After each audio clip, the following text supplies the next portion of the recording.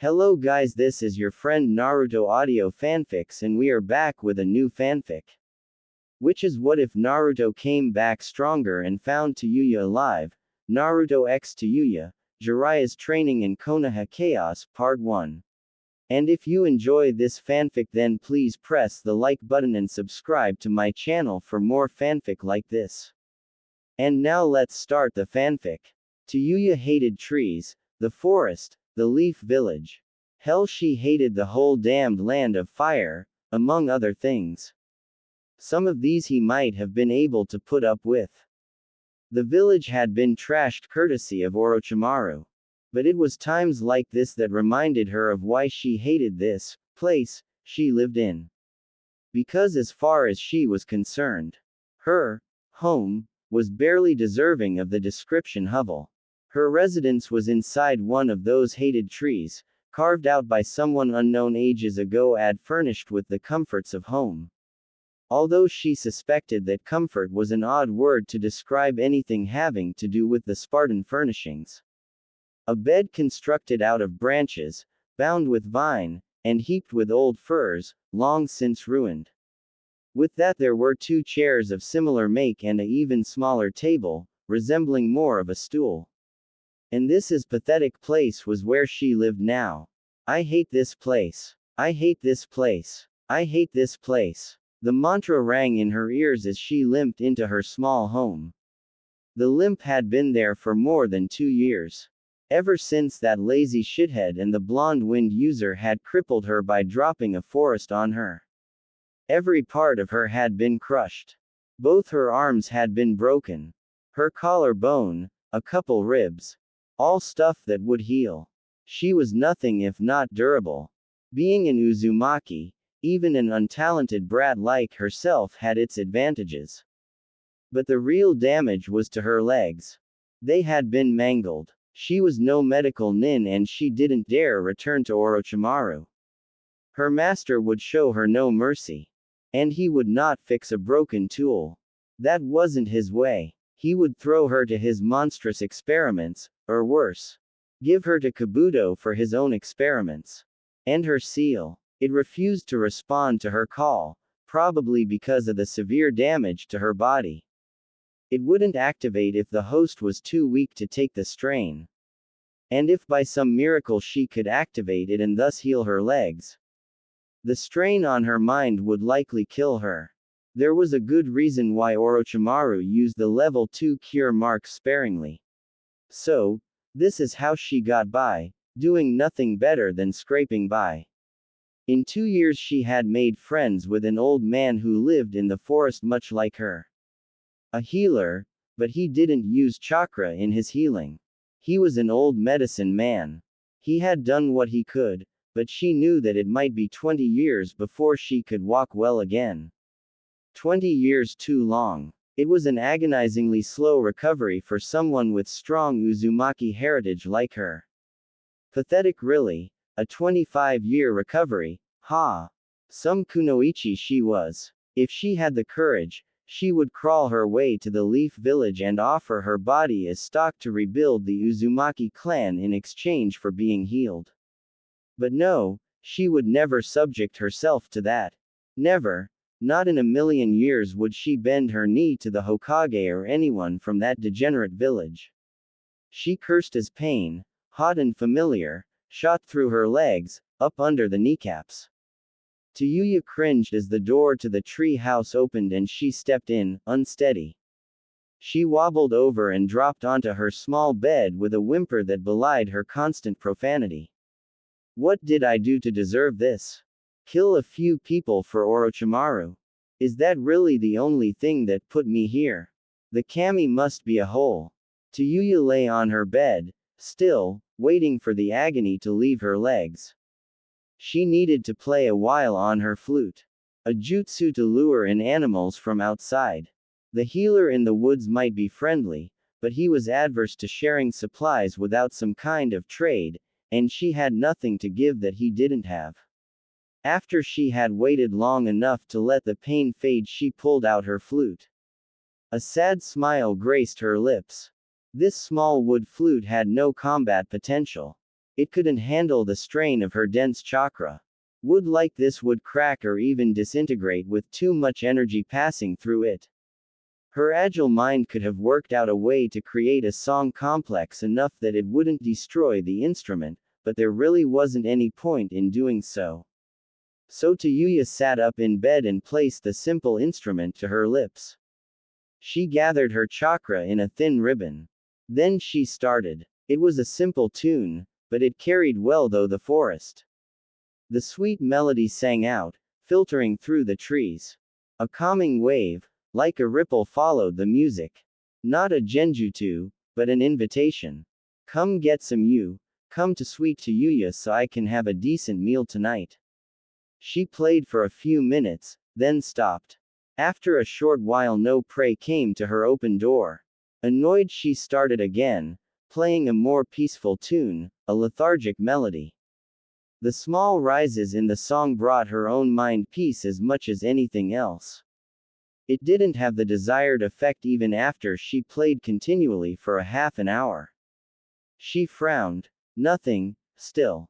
Something must have scared anything away recently. I better stop before someone notices that the music is laced with chakra. The leaf village is still too close for comfort. Leaving off playing, Tayuya rested. Her body had tremendous healing powers, but as an Uzumaki, she didn't fully understand how they worked. So, she slept as often as she could, both to heal faster, and to forestall hunger. It seemed like it would be another long week. Days passed slowly, as they will when you're in constant pain. Tayuya was beginning to get desperate. No animal had come to her call in days. She was weak, not to mention out of food. And soon she would have to make the long, exhausting journey to fetch water from the nearby stream. As dangerous a proposition as it was necessary. She didn't like the idea of dying from dehydration at all. So she was not looking forward to that. She did her absolute best not to focus on her deteriorating situation. It seemed that the more she healed, the less lucky breaks she caught. And a scary thought had been coming to her lately. Have I depleted the resources in this territory? Did she really have to move to a more active location to survive? Some place with people, where some passing leaf village patrol might recognize her.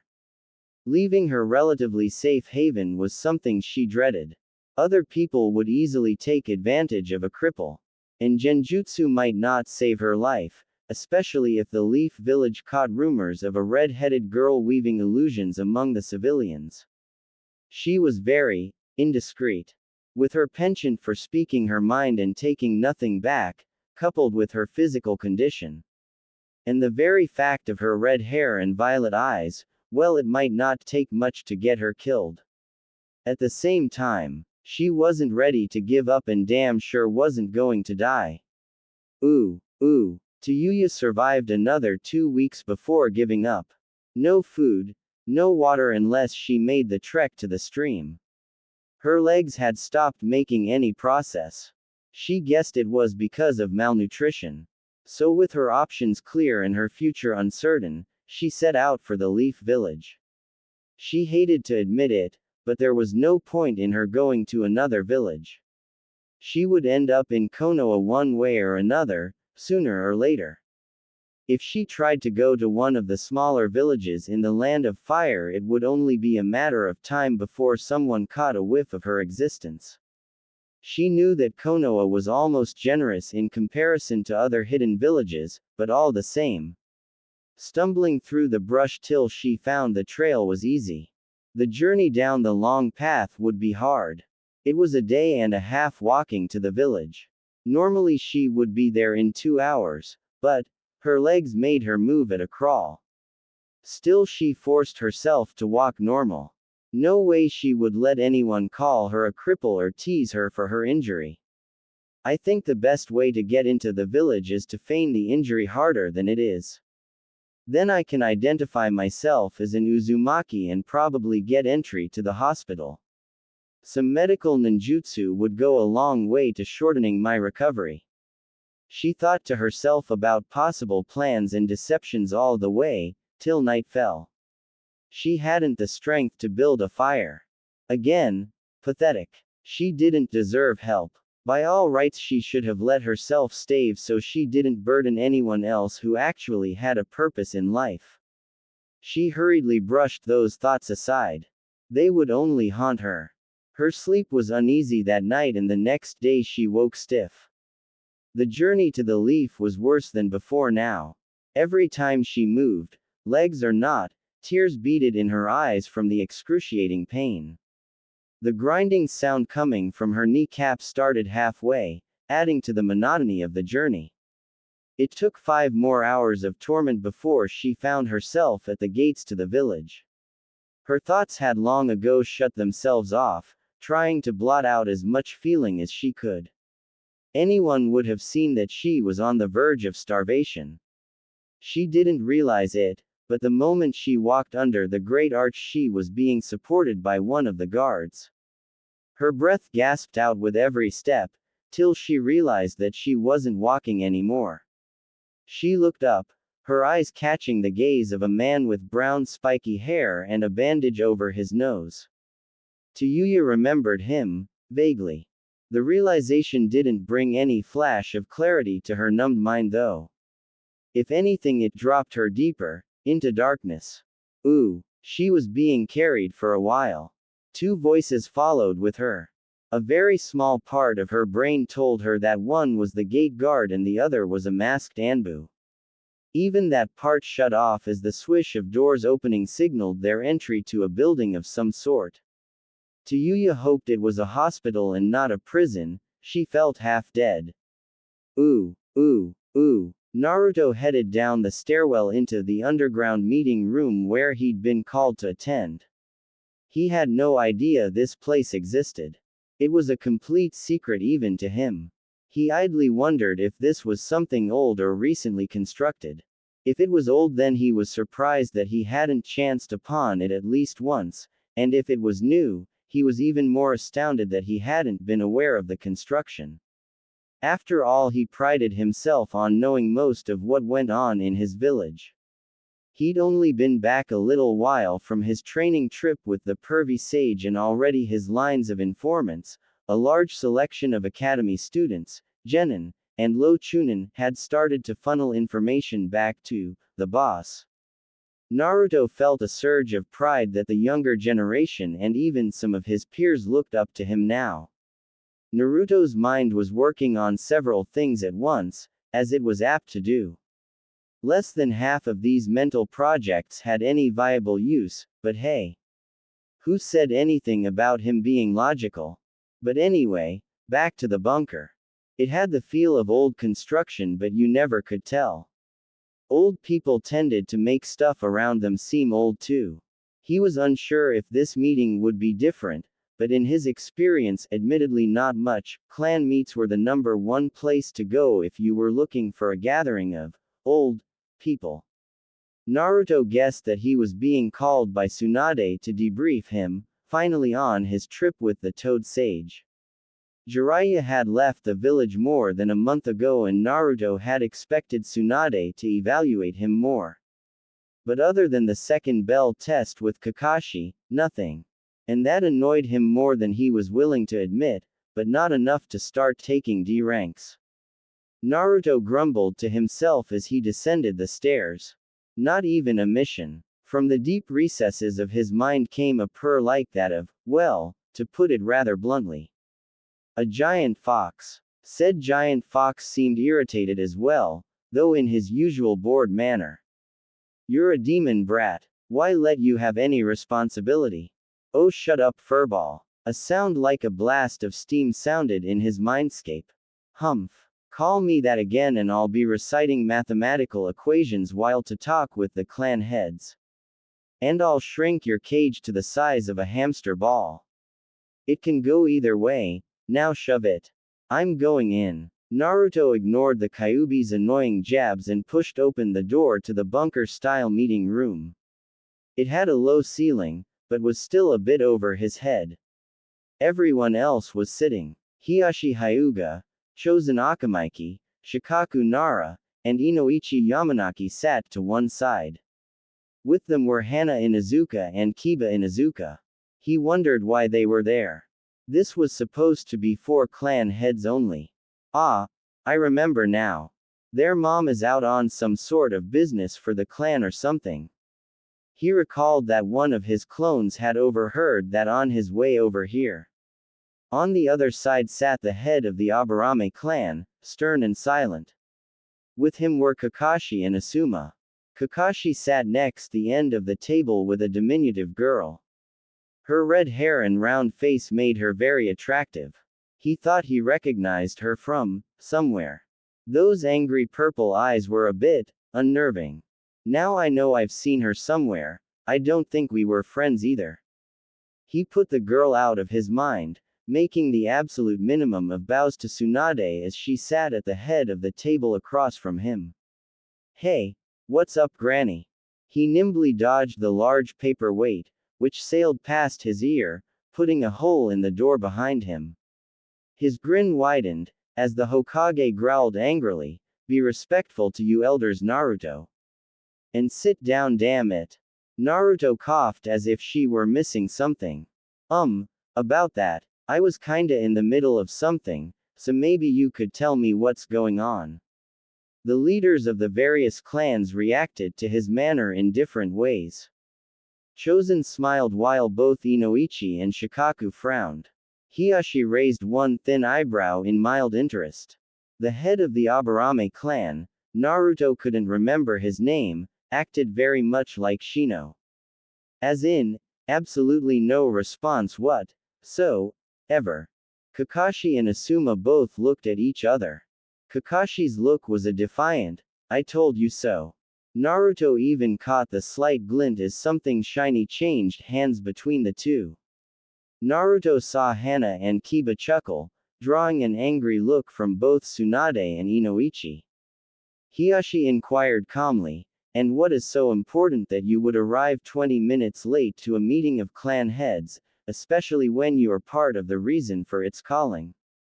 The blonde scratched his head. "Yeah, if someone had bothered to tell me it was actually something to do with me, I would have been on time. All I got was some mute Anbu handing me a note, ya know. I can't help the fact that this place was pretty damn hard to find. I mean, I thought I'd found every secret hiding place in the village." He eyed Tsunade, trying to impart a non-verbal message to the Hokage, "Nothing is hidden from the prankster king of Konoha." Naruto shrugged, "As for what I was doing, I'd rather not say. Call it training." Tsunade hissed, "Sit, Naruto, before I break something." He grinned, "Besides the door." Then he sat down before she could lob another projectile at him. Tsunade sighed loudly and Naruto's eyes wandered around the room again. Immediately he noticed a man, back in the shadows. He was almost invisible, but Naruto knew he was no Anbu. And never being one to hold back, he decided to ask, "Hey Granny, who's the old fart in the corner? If he thinks he's hiding, he's doing a bad job. Is he a clan head too?"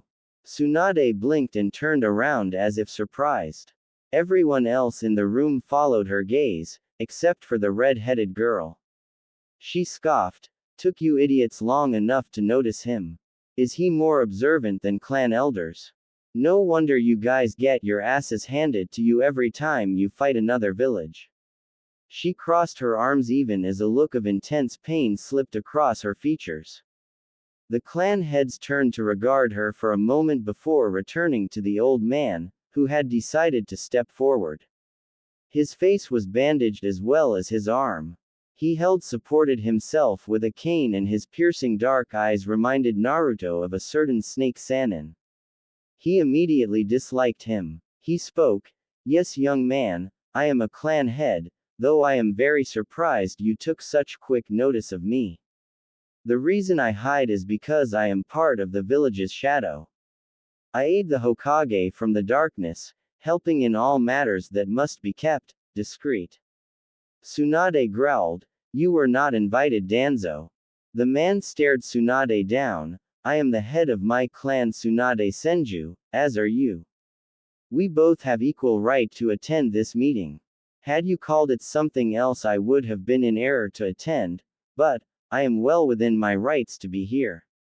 Tsunade looked away from Danzo and to Naruto. It doesn't matter at the moment. Naruto. Yeah, she pinched her fingers over the bridge of her nose. We have a problem. And unfortunately, all the solutions have other problems attached. You will probably not like it either way. Naruto groaned. Okay, I'm going to take a wild guess here.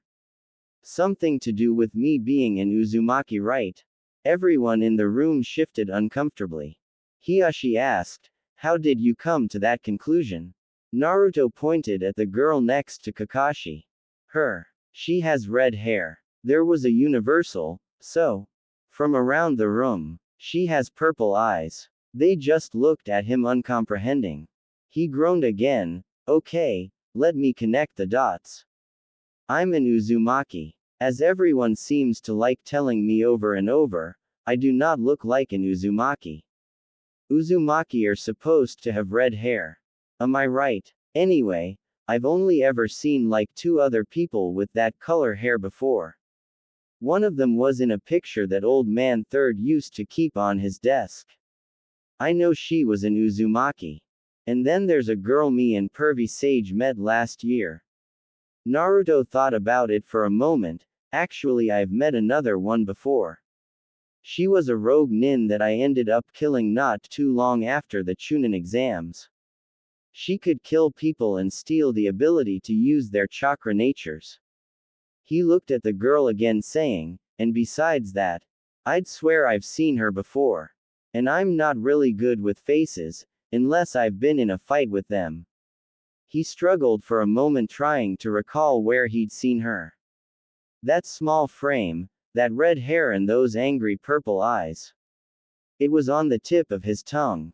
Then the girl turned on Kakashi. Can I move yet? My legs are killing me, you. A light bulb went off over Naruto's head. I got it. You're that girl that Shikamaru and Tamari took down. One of the Sound 5. But I thought you'd all been killed. Asuma gave Naruto a calculated look. You figured that out awfully fast considering you only fought for a moment and never saw her again. What tipped you off? He answered simply. That's easy. I never met anyone who cursed as much as she did in 5 minutes. She put Sakura-chan and Ino-chan to shame. I still never figured out what some of her insults actually meant. That much was certainly true, he thought. Even Jiraiya had been unable to shed light on some of her more colorful descriptions. Naruto had no clue why she was here. He doubted it had something to do with Sasuke. If it did, then they wouldn't have told him. For fear that he would go rushing off after his longtime friend and rival. So that meant that there was some other purpose to bringing him in here, to meet her. Hey Kyuubi, I'm drawing a blank here. You got any clue what they want? I have a guess. Wait and find out for yourself. Naruto waited as she tried to bite Kakashi's throat out for shifting her the wrong way. Evidently she was injured somehow. He could almost feel her presence. At this distance he could sense the kinship. They had the same blood. That was for sure, but she seemed quite volatile. After a minute she calmed and Tsunade returned to the business at hand. She said, you are quite right, Naruto. You are here because you're an Uzumaki. More to the point, you're both here because you're Uzumaki. Naruto didn't realize what she was getting at, then he saw the look on her face, and the look on Kiba's face. The red head, fury, pain, embarrassment. Kiba, humor, sympathy, disbelief. The demonic chuckling from the back of his mind settled it. Naruto looked at Tsunade in something akin to horror. And, as usual, he said the first thing that came to mind. You're as unhinged as that retard Orochimaru. He was pale. He realized that because his face had gone cold. He might have blushed instead if he hadn't been halfway between denial and anger. Tsunade sighed, wanting to get it over with. Naruto. You are the last official member of the Uzumaki clan. No other member has stepped forth to claim the clan name. You are 16, and that is the age at which heirs begin to look for a suitable partner. As much as I detest the idea, there isn't likely to be a better chance to restore the Uzumaki clan. Silence. More silence. Through an act of sheer will, Naruto focused his mind, calming himself. And for once the Kyuubi didn't interfere or make any snide comments about his situation. He lamented the fact that he was so slow when it came to this stuff. Not having parents to teach him how the clans and politics worked forced him to think extra hard on this stuff. If only Pervy Sage were here. He'd stop this in its tracks, but what I don't get is why Tsunade is going along with this. I thought she was against the tradition of using people like breeding stock. The clan heads watched as Naruto sorted through his mind for an answer. Danzo stepped forward. He spoke slowly but commandingly. The decision is all but final. The village needs the Uzumaki clan to return. And as the head of your clan, it is your responsibility to strengthen your clan as much as you can.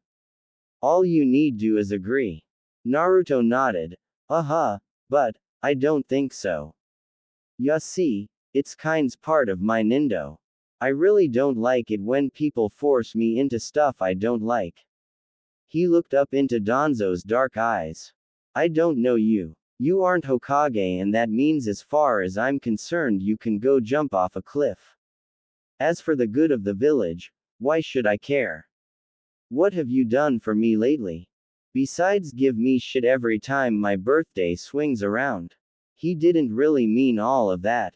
He cared for the safety of the village regardless of what they had done to him as a child, but it would be good to see what their reactions were.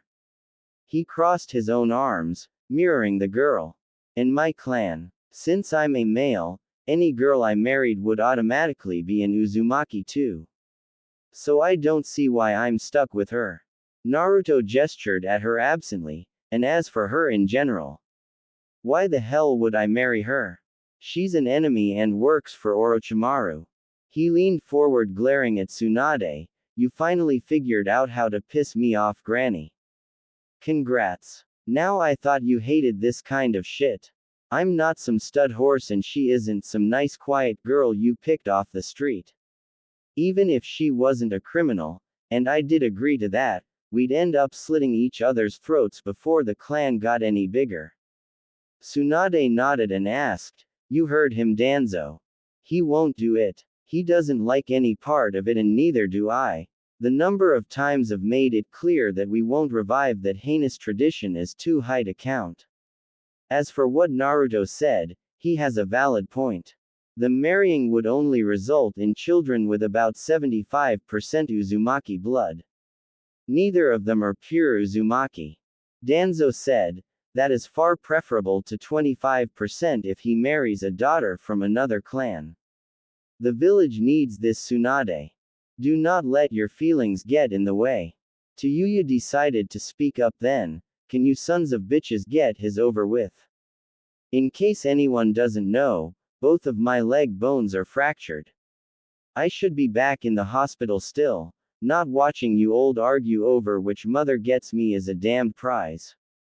Tsunade growled, You need to deal with it for now. The sooner this is over and dealt with, the sooner I can take care of your injuries.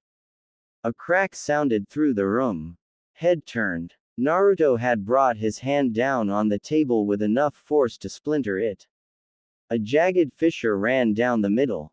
Everyone in the room, excluding the Aburame and Danzo, paled as he released killing intent in a wave. To everyone it seemed like the temperature had dropped several degrees while gravity became roughly twice normal. Kiba and Hana both choked on the foul aura. He demanded angrily, You brought her here with broken legs. What kind of sick joke is this? If you're going to force her on me, fine. But heal her first, damn it.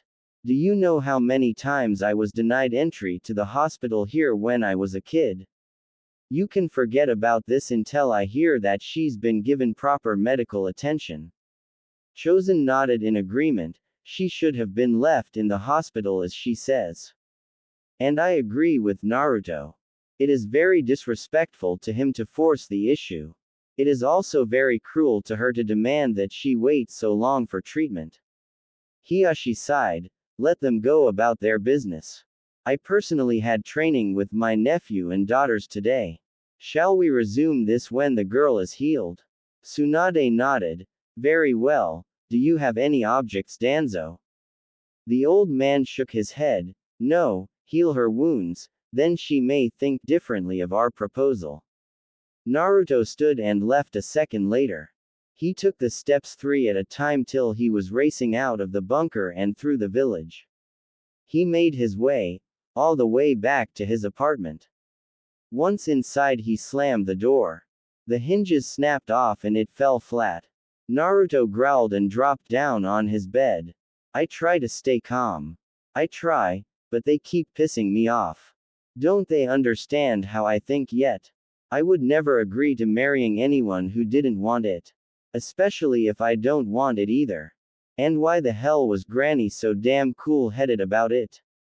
Usually she'd fly off the handle. Kyuubi's amused voice came from the back of his mind. That is simple. She is being pressured by the civilian council and many others, including that Danzo individual. You were right not to trust him. My other containers both despised him. But why is it so important that I marry an Uzumaki? And don't they get it? I'll marry who I choose and no one else. Clan responsibility. Technically I'm the last of my clan, so all my duty is to look after myself. An interesting way of putting it. What will you do then? First, I'll make it clear that I'm not agreeing to an arranged marriage, the civilian council. They hurt me enough. As for her, she is an Uzumaki. I could tell just by being close to her. I'll make sure she doesn't get used either. That's what I'll do for her. She did help the Uchiha escape to Orochimaru. Will you forgive her for that? Of course. I'll bet she was just manipulated like Sasuke. Besides, I wouldn't let anyone auction her off to the highest bidder, enemy or not. That's also part of my nindo. Do what I think is right. Not what other people tell you is good. Do you need help? Are you offering? Kyuubi huffed. So what if I am? Then I accept. Just don't get any funny ideas, Fox. Naruto stood and moved to the center of the floor. Give me some chakra. I want to finish training where I left off. It's been a month and I'm close to mastering it. Very well. Ooh. Tsunade walked up the stairs to Naruto's apartment, Shizune in tow. Her assistant keeping up a constant stream of worries and deadlines in her ear. Tsunade ignored her for the moment. She needed to speak with Naruto so the boy could be properly informed about what he was being dragged into, even if she couldn't telephone him everything. Much of the information she wanted to give was classified. And in addition to that, she had to do it before Danzo found some way to force her hand and drop Tayuya on Naruto without her permission. When she reached his apartment, the door was off its hinges, lying flat on the floor. Shizune gulped audibly. Naruto-kun wasn't happy with the meeting, I guess. Did he fly off into a rage? Tsunade shook her head. No, but he feels the same way about the practice of forced marriage and breeding out rare bloodlines. It's amoral and should be illegal except in a few select circumstances. But that wasn't really what set him off. I called the meeting before the girl had the chance to be fully healed. Her legs are in bad shape. Naruto realized that we dragged her into the meeting badly injured. Ah, I see why he's so angry. He broke his wrist when he was 7 and the hospital refused to treat him. Iruka told me about it once. Naruto despises people who harm others for the sake of expediency. Shizune frowned. It might be difficult to sway Naruto into accepting her at this point. She was involved with Sasuke's betrayal. Tsunade nodded wearily and entered the apartment. Naruto. Are you in here? A voice from behind her and to the side spoke up. You bet. Now are you going to tell me what the hell is going on with that girl, or is this just going to be you apologizing for what must be done? Tsunade and Shizune turned to see Naruto leaning against the wall by the door. He looked ticked off, which as it also happened, he was. He said, I want to know what is going on. Where did she come from? Why is she here? And why does that old guy want the Uzumaki clan back so bad? He paused for a moment before asking, and who is he anyway? Sounded like he was a S-ranked asshole to me. The Hokage suppressed a mental chuckle and sighed, it's simple Naruto. The Uzumaki clan has always been one of the most powerful clans in existence. Often seen as a match for the Uchiha and Senju. Your mother was a nearly full-blooded Uzumaki and in her time was the undisputed strongest kunoichi in the village. Shizune looked surprised. Stronger than you, my lady? Tsunade said, yes, even stronger than me. Her mastery of seals was on par with any of the kage in the lands, most of the time surpassing them. She even had the ability to use many powerful jutsu without weaving hand signs. That is how skilled she was with seals. And, if you'll believe the stories that Sume used to boast about, she mastered level 8 Fuinjutsu in a single night. She sighed again, feeling incredibly old for saying it. You are her only descendant and you have the potential to master all of the Uzumaki's most powerful sealing techniques. Only strong Uzumaki could even hope of using most of them. So, the reason Danzo wants to force you into marrying her is that the next generation would have strong Uzumaki heritage, boosting the village's military strength. Over time the clan could be rebuilt from the ground up. Naruto looked between her and Shizune. So, this is something that Danzo wants, not the village. Tsunade explained, Danzo and I both serve to protect the Leaf Village. The simple issue is that we rarely see eye to eye on how it should be done. Danzo favors drastic legislations and strict, rigid punishment. I like to rule with a more even hand. However, the civilian council has already been informed of the situation. I don't like it, but they have a lot of political power here. They want the village to be the strongest it can be and a renewed Uzumaki clan would help. Naruto growled, but I don't like it. I hate being used like this or seeing anyone else used. I don't care what she's done in the past. She's basically family, right? An Uzumaki. I can't sit here waiting for a bunch of grown-ups deciding how she gets to live the rest of her life. Shizune smiled. We don't like this either, but the clan heads are in agreement. They don't like the idea any more than we do, however they know it would make the village stronger.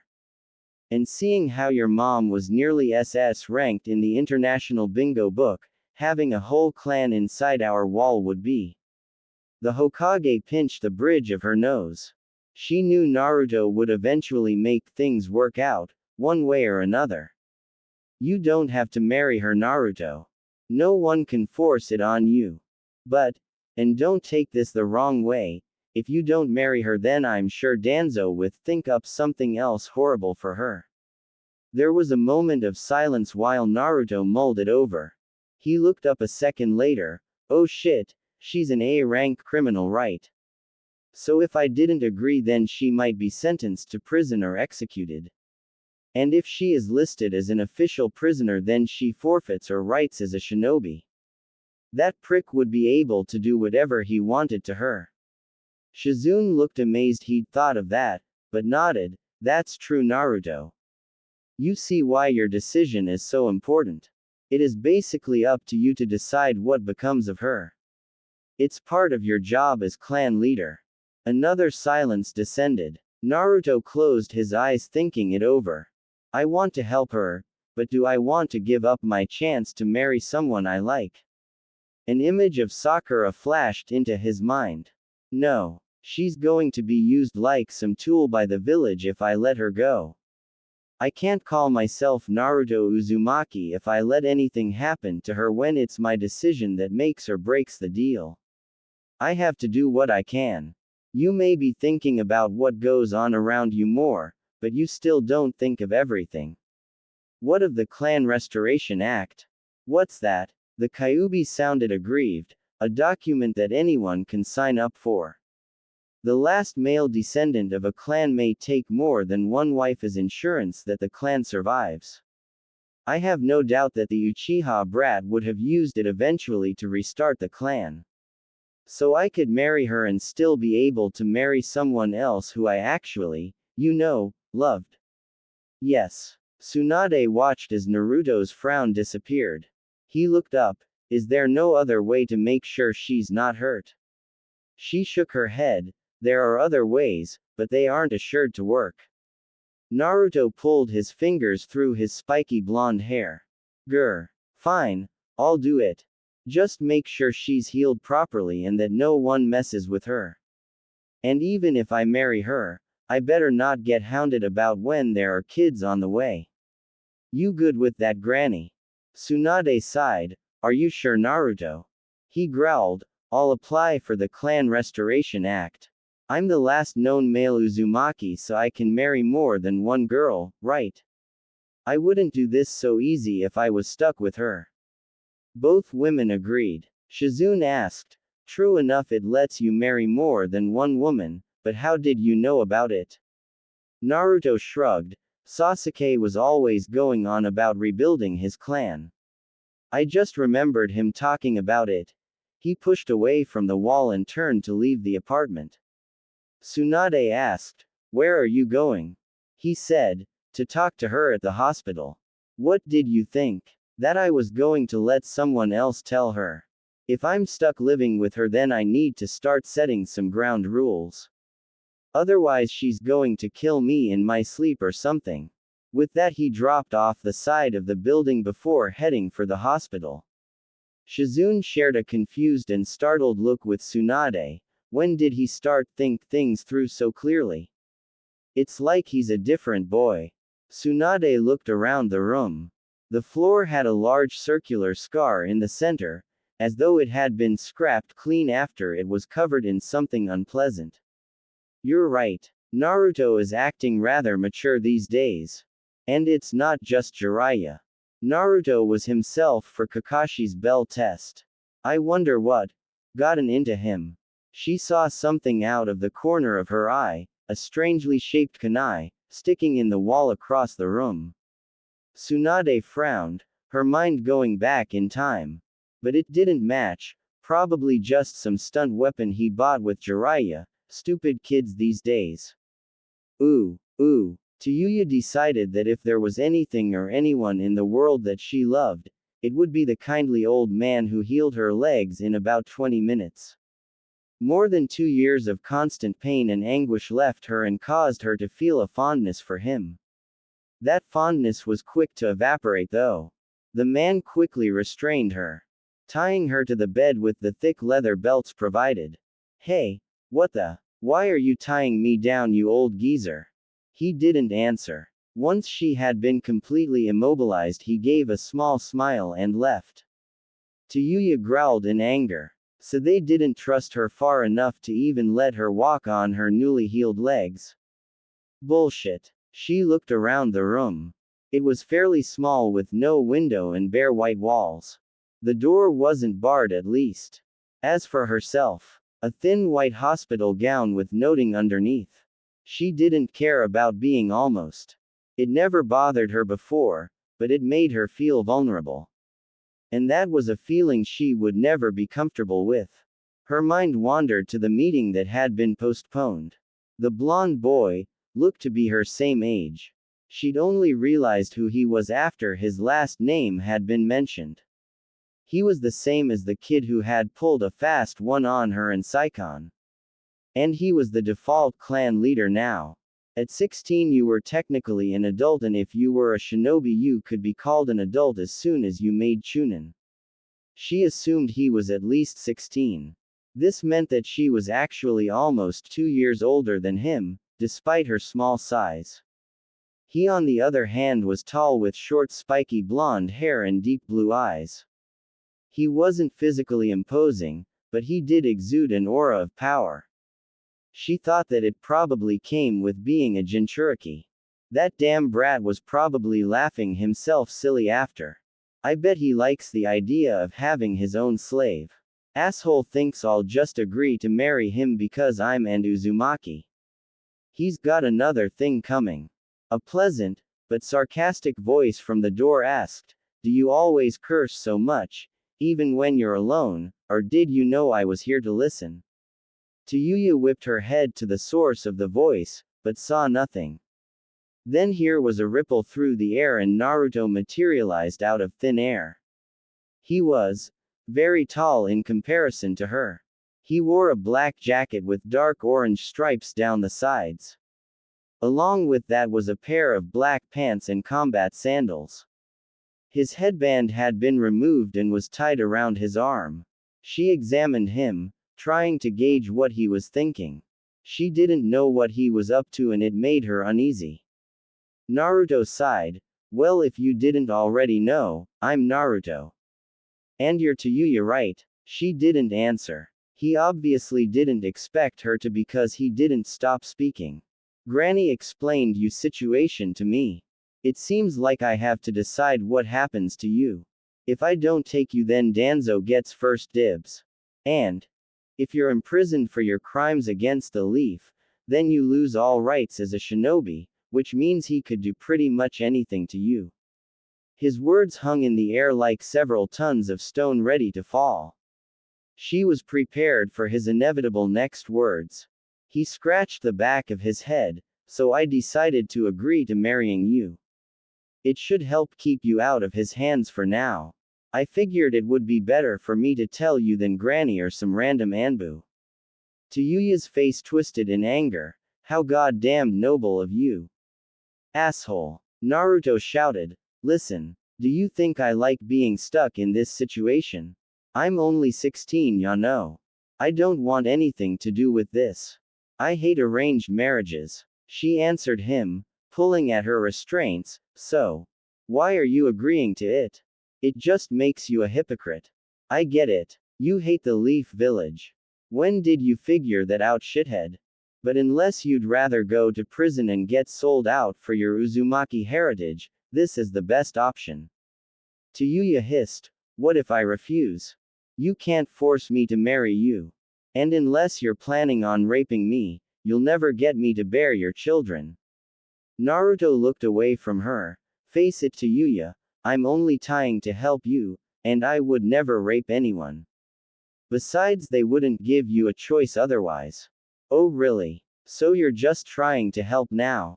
She spat at him, "You mean you just want to get laid? Let me tell you, asshole. Lay one finger on me and I cut your off." He clenched his fists. She was pissing him off with her constant insistence that he was some kind of selfish monster.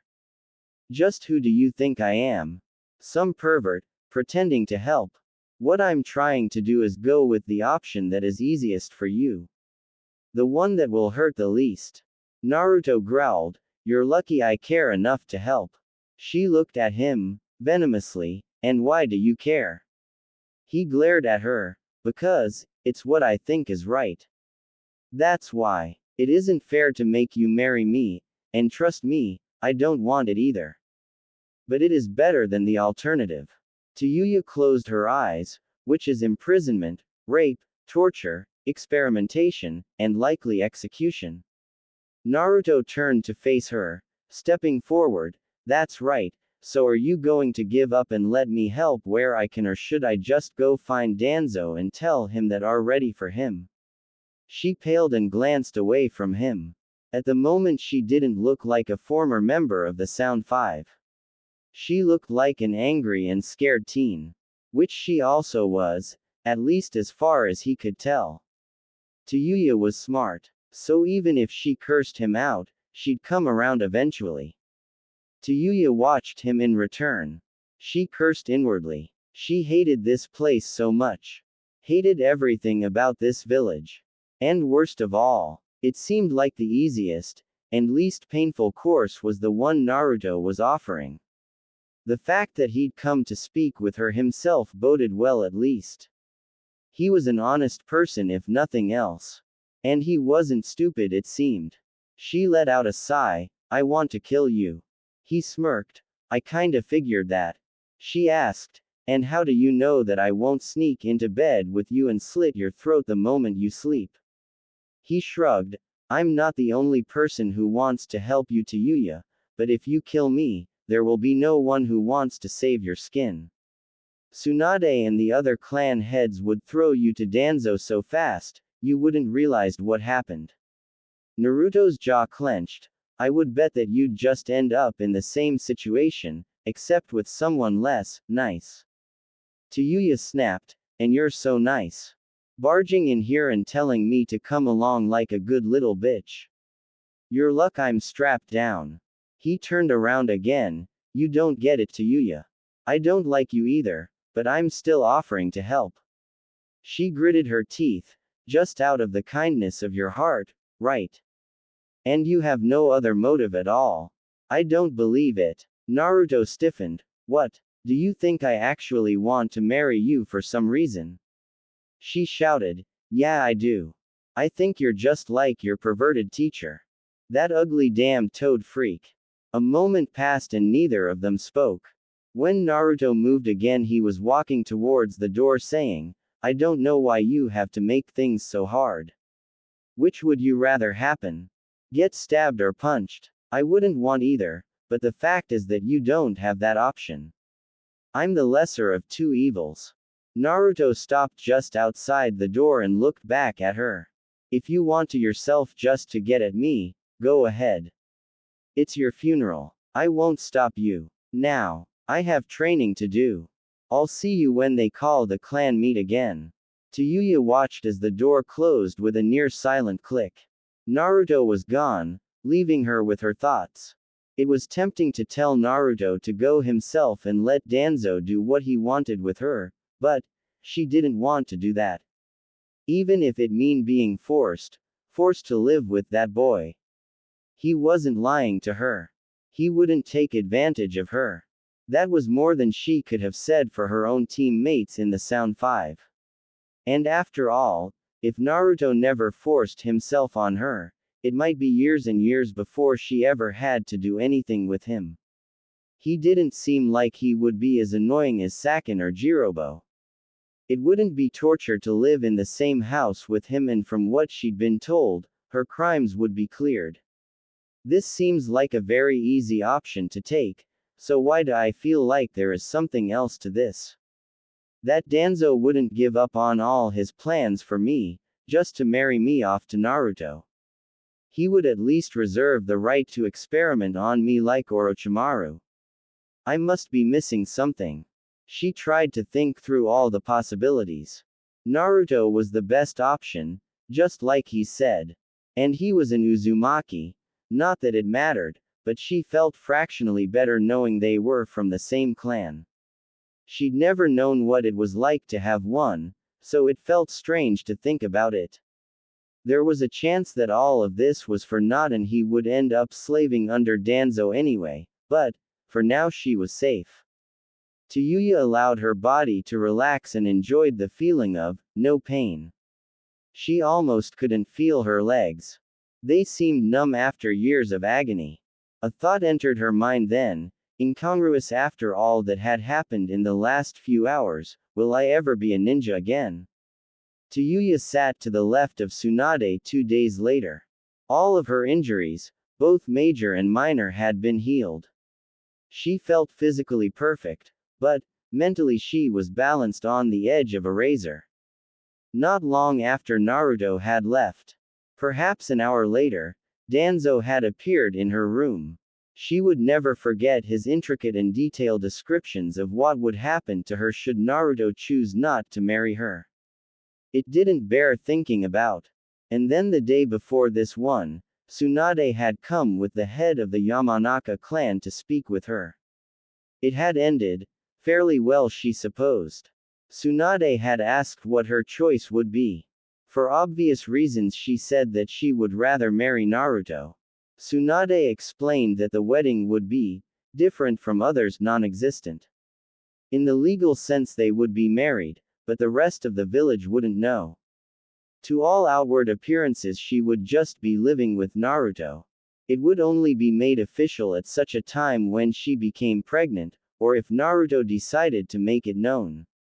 However, Tsunade told her that she would not be leaving the hospital to live with Naruto until Inoichi assured her that she wouldn't try to escape or harm anyone in the leaf.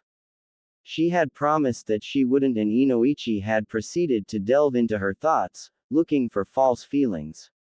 Any other time she would have screamed him out of her head, but she forced herself to stay calm. Even as the blonde man rifled through her life and thoughts like a skilled jeweler looking through gemstones. In the end it was determined that she was telling the truth. Tsunade said that the rest would be explained at the clan meeting the following day.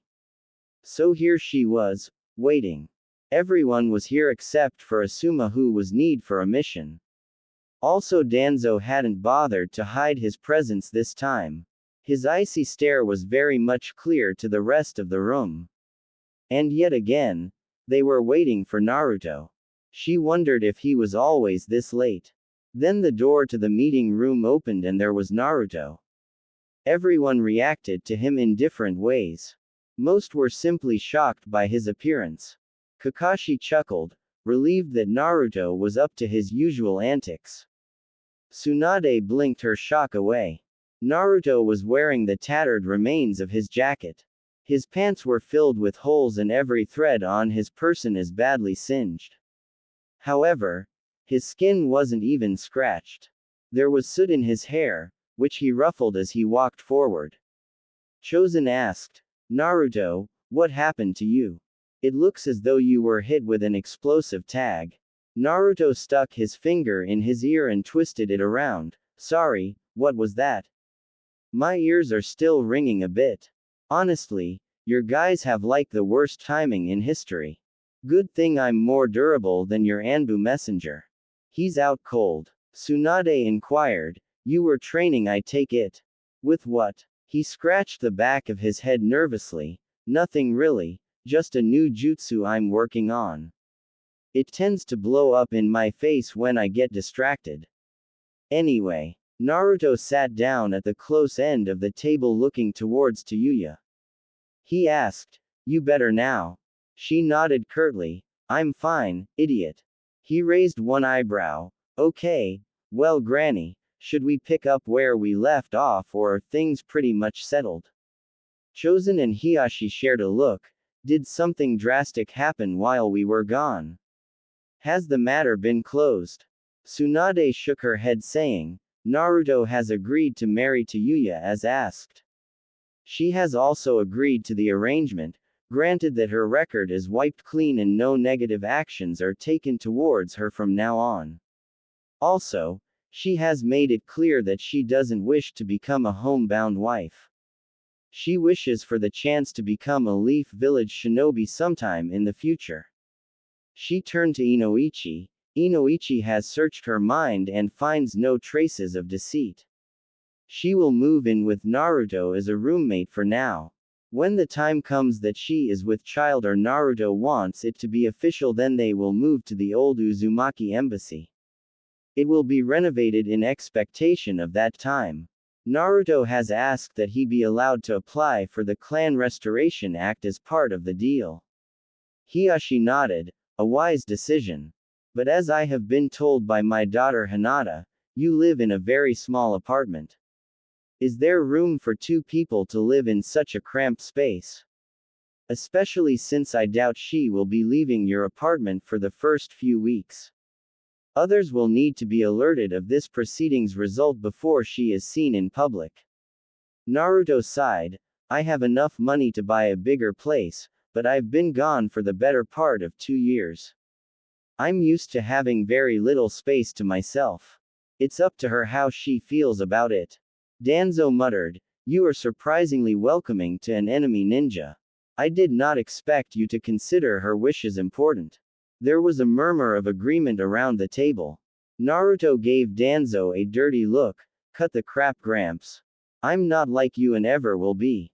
I have friends in every secret village. Actual friends. I'm not going to mistreat her just because she used to be an enemy. Besides, there's no point for her to try and hurt me, so why hurt her? Kakashi coughed. Well, as the leader of Squad 7, I must say that we are currently shorthanded. I wouldn't usually suggest letting an enemy nin join a squad until they'd proved themselves loyal to the village, but Inoichi says that she's safe enough. I can have her on Squad 7 as a way to earn some trust. Tsunade shook her head. Not yet, Kakashi. Maybe another time. For now she needs to adjust to the village. I suspect it will be harder than she thinks. She turned to Naruto. I'll ask again. Are you sure you are okay with this? After all, you are only 16. Most shinobi don't marry until their early 20s. Naruto grinned. Yeah, well, most shinobi aren't Jinchuriki either. And I don't know many who trained with the Toad Sage. I've never been cut out for normal. So, I still haven't mastered my new technique, so could we hurry this up? It's not like we're exchanging vows, are we? 'Cause I'm not sure that I could do that without it getting awkward. By Tsunade, Tayuya said, you can all forget about wedding vows. I ain't saying any of that shit to him even if we're married. There was a rustle of cloth and Danzo drew forth a scroll. He bent forward and placed it in front of Tayuya. He said, sign your name at the bottom, girl, next to the symbol. She obliged and the scroll was passed down the table to Naruto. Danzo gestured to him, sign just above hers. He did so and passed it back around to Tsunade. The Hokage signed it quickly and blew the ink dry. She nodded to Danzo, this is done. Take it and process it. The older man nodded and left the room. Naruto would have swore he saw a smug smile on Danzo's face. It left him with a sour feeling that wouldn't immediately go away. He looked to Tsunade, anything else? Yes, Naruto, don't be so impatient. There are a few things that need to be attended to. First of all, your mother was the last head of the Uzumaki clan. She sealed dozens of important documents and items away for a time when her descendants might need them. They need to be taken from the village vault and sorted through. You're the only one who can do it, unfortunately. I have slight traces of Uzumaki blood, but not enough to activate the seals. Hiyashi asked, just how large an inheritance does he have from his mother? As I recall, she tended to save everything she made. There should be a large estate. Tsunade pulled out a document from her sleeve. This is a short record of the general contents of the inheritance from Kushina Uzumaki. It shows only the basics though. Pass this to Naruto. Naruto took the scroll as Hiyashi handed it to him. He opened it. His eyes scanned down a long list of items till he came to the figure at the bottom. Holy! She had a king's ransom in money. You'll never lack for funds, it seems. You got that right. Hey, why didn't you tell me about this? You should have known. Wasn't my mom your last container? Yes, but she always kept me tightly bound. Her chakra was particularly dense and strange. I was always under the tightest of bindings with her. I rarely saw what was going on outside. Oh, well, still, I've never seen so many zeros before. I guess this is from like the whole clan, right? I suspect it's compensation to the Uzumaki clan from the Leaf Village. You remember what I told you about the destruction of the Uzumaki clan? Yeah, I suspect this isn't a good time to bring it up. You're probably right about that. Tsunade asked, something wrong, Naruto? He blinked as he looked down the scroll. Actually, this doesn't make sense. There's a bunch of numbers here for something. They're not locations, are they? There was a moment of silence before the head of the Aburame clan spoke. They are most likely the designation for specific jutsu in the forbidden scroll of the village. Jutsu invented by the Uzumaki. Naruto's eyes widened for a second. Cool, so there must be some pretty awesome moves to learn, huh? I got to look into that stuff since I just started working on sealing jutsu. What is this right here? A deed to a house on the north end of the village. Tsunade nodded. That is also part of the inheritance, but it isn't available to you yet. Certain requirements need to be met. And before you ask, no, I can't tell you what those are. He continued down the list, noting things that he didn't understand. It seemed like either his mother or the clan had owned lots of stuff in the village. Most of this was rented out already. Maybe that's where all this money is from. If the Uzumaki clan owned all this property and was renting it out to people, then it's been collecting money for the last, I don't know how many years. Naruto put down the scroll. Okay, lots of stuff. I had no clue there was this much. Pervy Sage told me that mom had some inheritance for me after I turned 16, but I never knew it was, well, so much. He scratched the back of his head, but on another topic, if Tayuya is staying at my apartment, then it's going to be a problem. Glancing at Shikaku, who had yet to speak so far, Naruto said. The thing is that Shikamaru and me have been hanging out a lot lately. And he's about the most observant person I know besides Kakashi-sensei. He'd recognize her the second he saw her. Then there would be a huge mess and the whole village would know. Not to mention my other friends stopping by. Sakura is always coming to try and drag me to some lame mission. I'm pretty sure she'd blow something important if she saw Tayuya there. Shikaku sighed. I understand that. Effective immediately all of the shinobi are to be informed of her presence. Those who know her will be advised of her status. Those who don't will be told that she is your girlfriend. Not such a big lie since you're technically married as of 5 minutes ago. He looked to Tayuya. Are you prepared to do some acting when required to keep up the illusion until it is no longer needed? She glared at him, her expression and body language showing instant anger. Yes. Tayuya turned her gaze on Naruto. Don't get any bright ideas, Uzumaki. He let a smirk cross his lips. You don't need to tell me that. I already know you're an antisocial paranoid. Tayuya looked like she'd been slapped. Her cheeks flushed red in both anger and embarrassment. She shouted, Shut up. Naruto asked Tsunade, what about the details on why she's here and where she came from? It's not like I can just say, hello everyone, meet my girlfriend Tayuya. Don't bother asking about her past. She doesn't have one. He glanced at her. I mean, it's going to seem really sudden. I ever exactly had any girlfriends before so.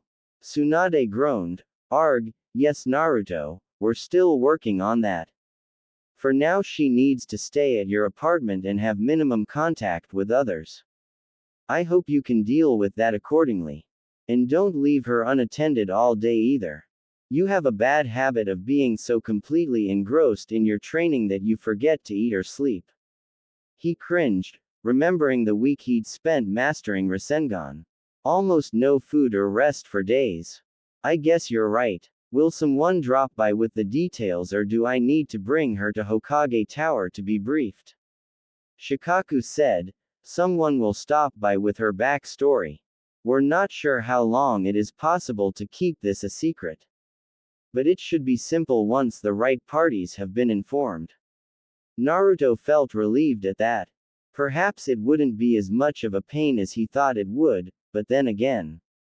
He had a feeling that Tayuya and his small apartment was a potentially explosive combination.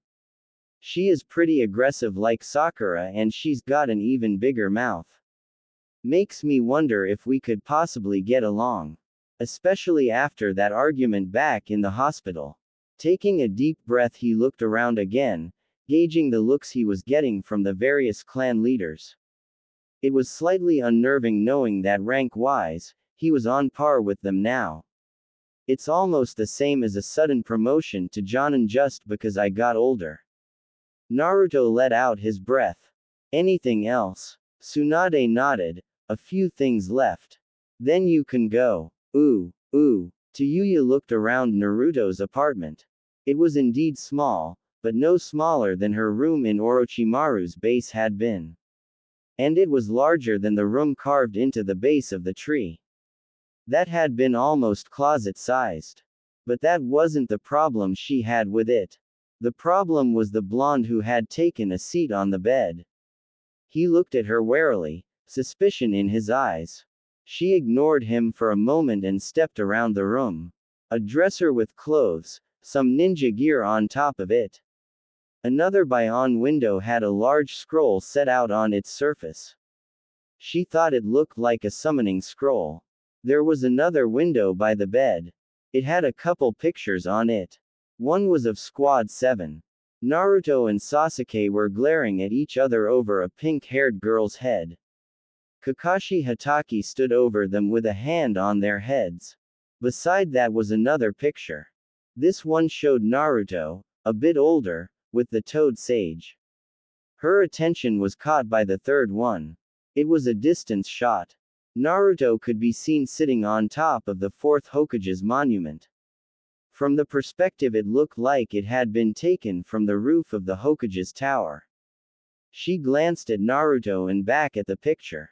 Something puzzled at the back of her mind, nagging her, like phantom itch. Tayuya turned away from the pictures. Naruto was watching her carefully. His deep blue eyes curious, but still edgy. She asked, "What? You were so damn sure of yourself back in the meeting room. What the happened? You look nervous now." He shrugged easily. "Nothing, just wondering is all." "About what?" He blinked. "You're a bit nosy." "Fine. I was wondering if you're planning on trying to escape. Or do something else stupid. You act smart, but sometimes you say stuff that doesn't make any sense. And after signing that contract, we're pretty much stuck living together. Permanently. So I guess I was really wondering what kind of person you were." Tayuya straightened. "Well, I guess that it would probably be nice if I told you about me. But there isn't much to tell. Besides, I still don't think you really care. You're just pretending to be concerned so you can get what you want. That's how the world works. Orochimaru was no different. And neither is your Hokage. They both say nice things so they can you over later. Orochimaru abandoned me even though he would have known that I didn't die since I still have my curse mark." She sneered. "You want something from me, which is why you agreed to something that inconveniences you. I just haven't figured out what your twisted idea is. Or what it has to do with me." Naruto smirked. "You're more paranoid than anyone I've ever met." "Well, actually there are a few people who were worse than you, but a small number." He stood and leaned in close. "You need to figure out that some people don't have any horrible plans hidden away. And you don't." Naruto shook his head. "I have goals. First I want to get Sasuke back. I made a promise to Sakura-chan to bring him home. And then I want to become Hokage so I can protect everyone I've come to know as friends.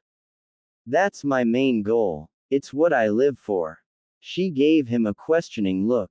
"How does helping me get you closer to becoming Hokage?" "Simple. It doesn't. If I think about it, it's probably hurting me. Since I'm putting so much time into keeping you from Danzo and the village, I might not have as much time to train or go on missions. And I'm sure that it's going to be a hassle as soon as my friends find out about you."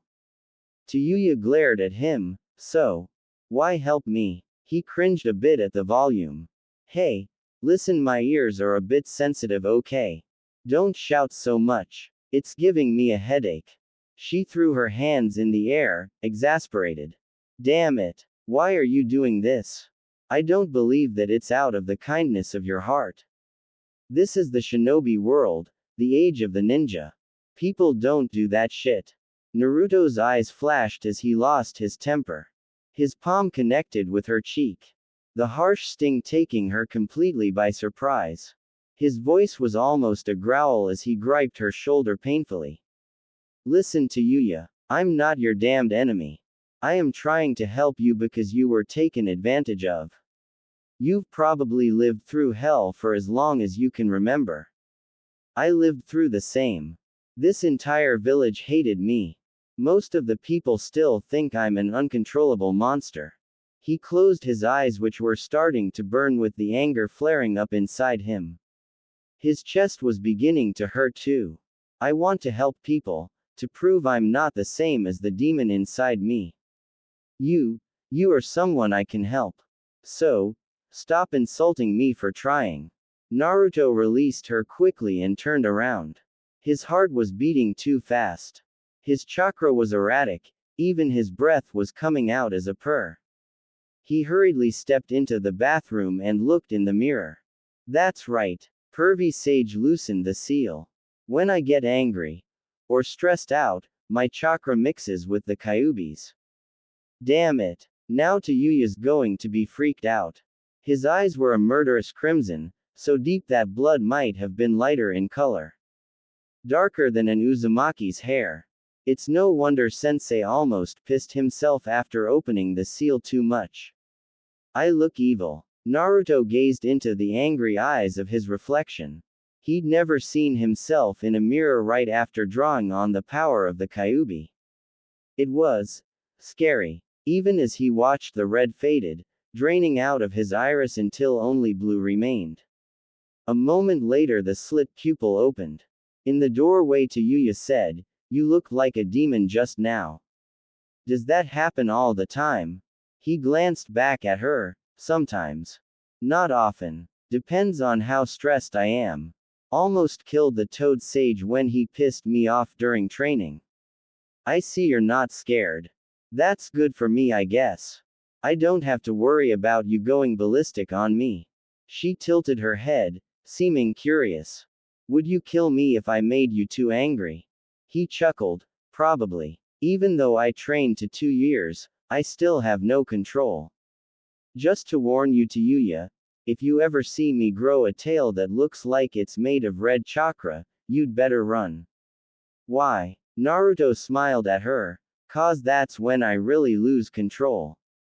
It's only happened a couple times, but there isn't a whole lot that can get in my way when it happens. And, he looked back at his reflection. If you see more than one tail, you'll probably die anyway. Tayuya asked, a bit puzzled, and why not say, the village? You're strong enough to do what you want, right? If the village hates you, then you should make them fear your power. Kill a few of them and they'd leave you alone. And if you were strong enough, you could do whatever the hell you wanted. He turned back to her and stepped close. He prodded her hard in the chest.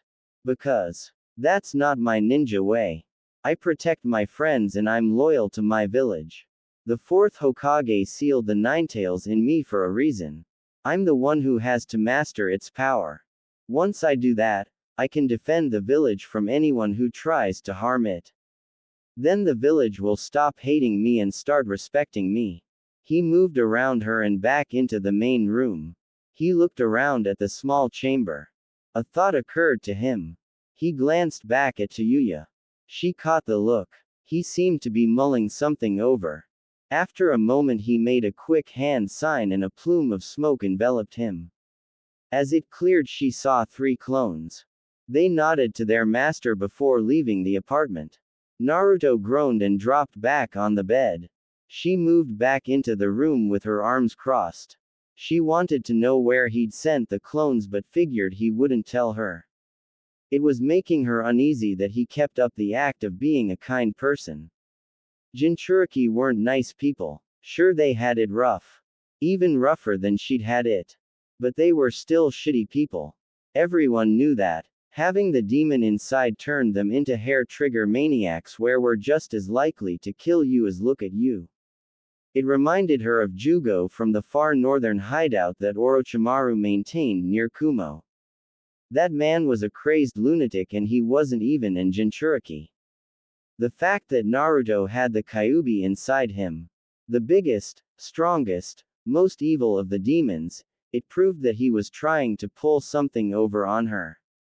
Some deception that she was either too slow or too ignorant to notice. I'll just have to wait and see what happens. But after that little outburst, Cammy knows I'm not going to try and piss him off. I don't have a death wish. When she looked down at him again, his eyes were closed. Did he fall asleep? Who does he think I am? He can't be that trusting. Tayuya glanced around for some place to sit down, and saw none. The bed was the only place to rest besides the floor. She gritted her teeth. So that's the game right now. If I want to sleep, it'll be on the floor or with him. And he told me he wasn't a pervert. Like I could believe him. She moved to the other side of the room and sat down. Her eyes still focused on the blonde. He looked asleep, but he probably wasn't. In her mind she guessed that he was waiting for her to go and sit on the bed. Or even lay down with him. The narrow bed would have just barely enough room for them both to fit without touching. And that was if one of them laid on their side. Irritation crept into her mind as she watched him doze. It was ticking her off more and more every minute. Just then there was a knock at the door. Naruto's eyes opened and he bolted out of bed. Tayuya's shout was stifled by a hand as he hustled her into the bathroom. He didn't speak, but put a finger to his lips, signaling silence. Then the door shut. She cursed him mentally, but stayed silent. She pressed her ear to the door, hoping to catch some of the conversation. Ooh, she heard the door open, followed by an overenthusiastic greeting. Naruto, my rival, it is time that we fight, for you have prolonged our long-awaited match long enough. I long to meet you as youthful combat. Tayuya's sweat dropped at the challenge. This guy sounds like a complete loser. Naruto's reply was somewhat less than energetic. Sorry bushy brows, but I can't spar right now. Maybe another time. Ah, but Naruto, you have returned from 2 years training with the legendary Jiraiya. You should be shouting your readiness to test your mettle. Naruto said, not now Lee. I can't train or spar. I have other stuff to do. Okay, fine, but when you are free, you must fight with me. I will see you soon, my fearsome rival. Naruto sounded slightly aggrieved. Yeah, sure. The door closed with a snap. A moment later the door to the bathroom opened. Naruto apologized. Sorry about that. Lee gets out of hand. But at least he didn't kick in the door like he usually does. Tayuya spared him an annoyed look. You have weird friends, or should I say mentally unstable. He agreed. Yeah, most of us have something crazy going on. Lee is a training lunatic. Tenten, his teammate, is crazy about weapons, and Neji Hyuga. You've met him, I think. He has no social skills and is over-polite to the point that he's rude. She didn't know what to think about his easy acceptance of them. She asked, how can you stand being around them? How can I stand being around you? You're louder than Lee, more foul-mouthed than Sakura, and even more insulting than Neji, and you aren't polite at all. The only thing I like about your personality is that you're blunt. At least I don't have to worry about you saying something you don't mean. She smacked him upside the head. Hey, what was that for? She sneered, what do you think? He rubbed the side of his head saying, I think you take things too seriously and you can't take what you dish out. You keep insulting me and my friends, but you get mad when I tell you how you act. I should be asking what you're thinking. Naruto turned away from her. If you want to sleep on the bed instead of on the floor, try being a bit nicer. Tayuya steamed and shouted, why would I want to sleep with you? He moved to take his place on the bed again. I'm not asking you to sleep with me. What do you think I sent the clones for? I told them to go buy a bed that we can fit in the cornet once I move the dresser. And the other one was going to get you the usual stuff. Ya know. Toothbrush, toothpaste, hairbrush, etc. She blinked in surprise. You really sent them out to do that? He glanced at her. Do I have to keep telling you, I'm helping you? And because of that you are living in my apartment. It would be rude if I didn't at least get you a bed of your own. Besides, you'd probably attack me if I suggested using the same gear for cleaning and stuff. Tayuya smirked. You're not as stupid as I thought. He closed his eyes and said sarcastically, thanks for the compliment. Ooh, ooh. Later that night Tayuya lay in her own bed, listening to the sound of Naruto sleeping. She didn't like him, not one bit, but she respected him slightly more now than she had that morning. He was considerate at least. Not something people generally were towards her. And, confusing. His motivations didn't match up with how he'd been treated by the village. Anyone who had suffered the scorn of their entire village like that, didn't just turn around and want to be the hero. It made her blood boil thinking about it. If she were Naruto, this place would be only slightly better off than it would have been if Orochimaru succeeded in destroying it. Everything about Naruto was a mystery. She was stuck wondering, did he really have something up his sleeve, or was he just unhinged? I don't know which one I prefer. If he's just plotting something, then he's normal. Everyone deceives others and tries to get what they want, any way they can. I couldn't hate him for being normal.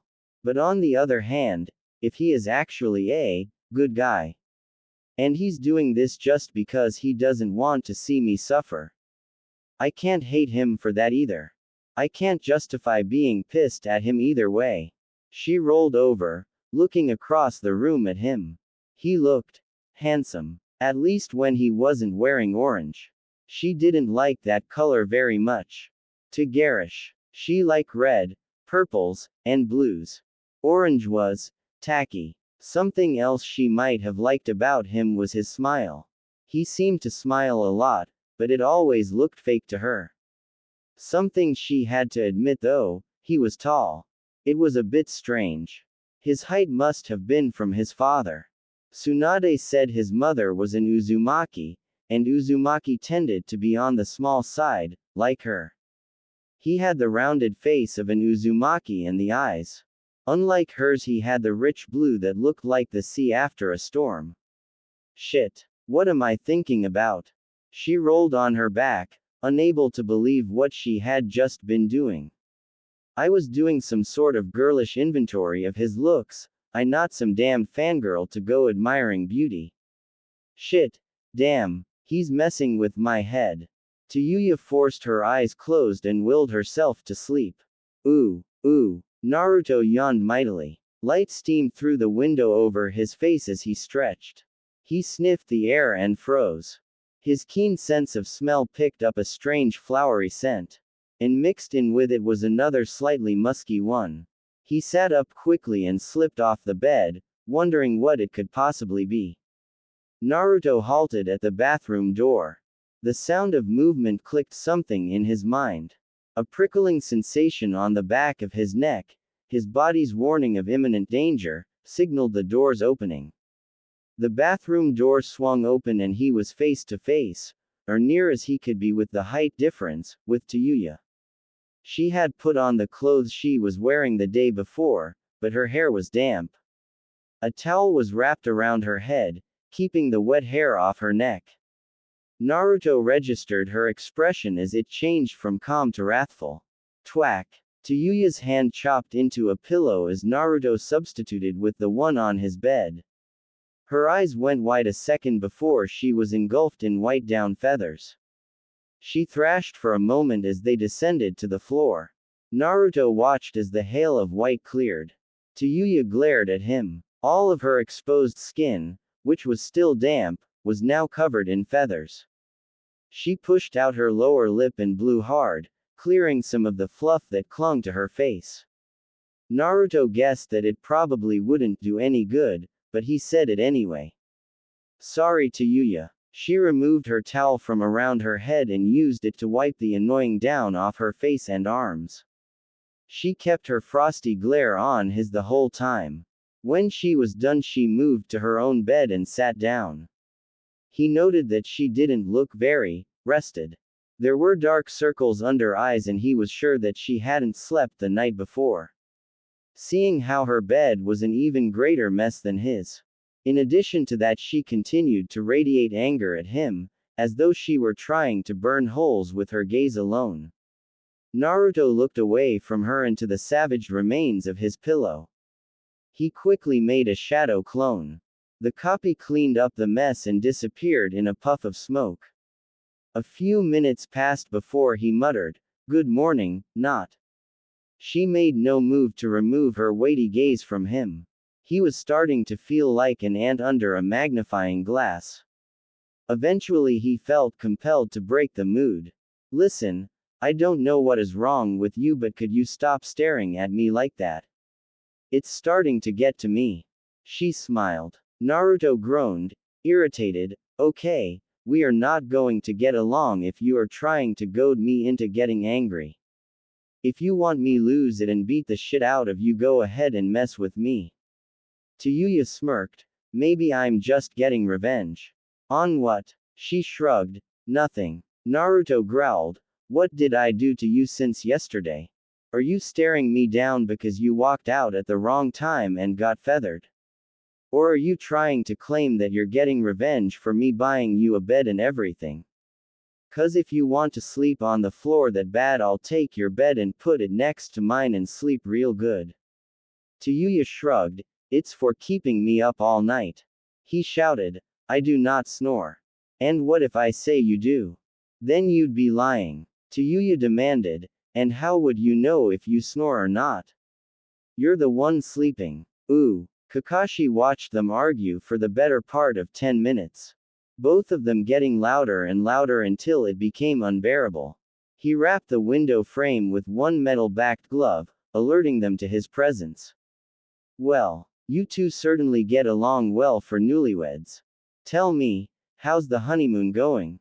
Both of them froze. Naruto asked, slightly horrified, "How long have you been there, Kakashi-sensei?" The Jonin said bluntly, "About 10 minutes. Tayuya looked mortified. Naruto decided to pretend that nothing happened. He let his shoulders relax. "What did you need, sensei?" Kakashi scratched his chin thoughtfully. "Well, I was just passing along some info, Naruto. The clan leaders agreed that it would be simpler if all the Konoha 12 were told the truth about her. Seeing how close you all are already. In addition to that, most of the Jonin in the village will be told. The vast majority of them already know about the incident with Lord Third. Tayuya might not be immediately recognized, but it would only be a matter of time." He turned his head to look at Tayuya. "On another note, Lady Tsunade wants to see you later this week once you're adjusted here.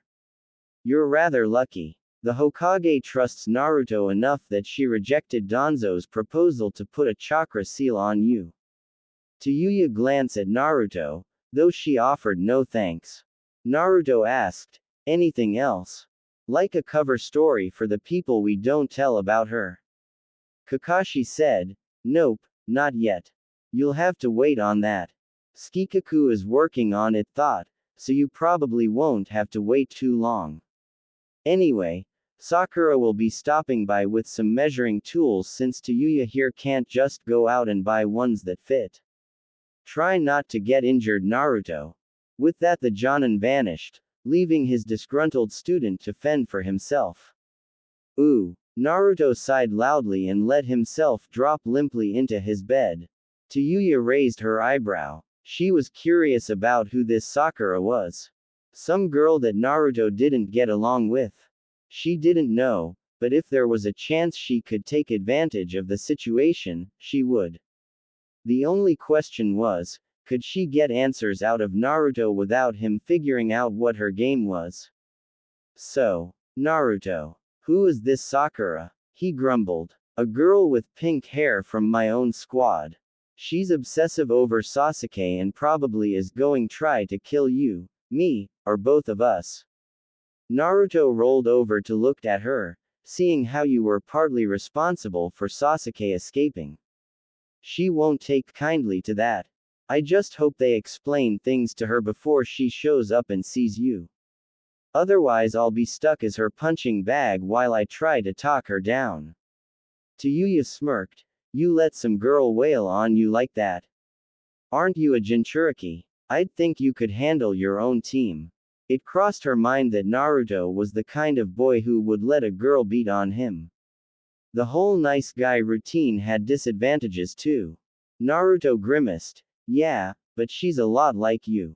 Loud-mouthed and easy to set off. She growled. Watch it, kid. Kid, is that the best insult you could come up with? Surely you can do better, Tayuya. Leaping at Naruto, she brought her fist in line to plow through his head. Naruto didn't move like she expected him to. His brought up one hand and caught her wrist easily. His blue eyes burned into her for a moment before he let her go. Sorry, but Sakura-chan is an expert in chakra manipulation and she can barely scratch me half the time. Without enhancing your strength you won't be able to touch me. My body is naturally more durable and stronger than yours. As you said, I'm a Jinchuriki and an Uzumaki. And, I don't really like getting hit, so don't try it. He shifted and looked up at the ceiling. You're still treating me like an enemy. But I'll keep trying to be friends with you as long as you don't hurt any of my friends. You're safe as long as we get along. Tayuya crossed her arms. I'm not interested in being your friend. I chose this route because it was the best course. That doesn't mean I have to like it, or you for that matter. Naruto closed his eyes slowly. Yeah. Well, it wasn't your choice. It was mine. I was just being nice when I asked how you felt. If you're not my friend, then you'll never be friends with anyone else. And if you have no friends and you're trapped in a house all the time, it's no better than prison, is it? You might be clever, but Orochimaru never taught you how to accept things, did he? That's part of your curse, Mark too. When you get angry you can draw out the curse's power to increase your strength. He let a smirk cross his face. What is the point of living if you aren't happy? She stepped back from him. So, you really have no plan to take advantage of me as soon as I let my guard down? Tayuya already knew he wasn't that kind of person. Even if he was a pervert, it was easy enough to figure out he wasn't that kind of pervert. What bothered her is what else he could have planned for her. Naruto said, I might be a deep thinker sometimes, but I'm not a schemer like some people. If I wanted to take advantage of you, I would. Oh, and, by the way, just so you know. What? She started as a wave of foreboding washed over her. Naruto's body language seemed to change in an instant. He sat up and looked at her. Tayuya was taken aback by his eyes. The warm blue was gone, turned cold.